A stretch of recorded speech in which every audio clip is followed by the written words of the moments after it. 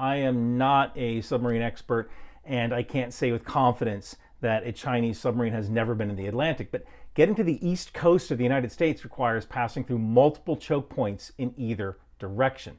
The Bering Sea, the Panama Canal, or the Strait of Magellan if you're approaching from the west, and the Cape of Good Hope or the Suez Canal if you're approaching from the east.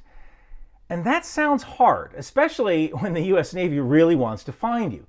But I tend to stay away from naval topics because outside of carrier and amphibious operations, I just don't know that much.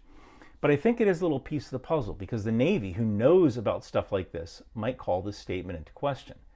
And also, talking about war crimes and airstrikes in Afghanistan in 2019 doesn't make that much sense either. By 2019, the war in Afghanistan was being transitioned to a mostly Afghan-run show, but the US was still running operations. I think the biggest threat there was ISIS-K, although they were mainly in the east. So if you look at this line, war crimes that were covered up during airstrikes in Nimroz province, this kind of leads me to think, what the heck was going on in Nimroz province that required 125 buildings being struck?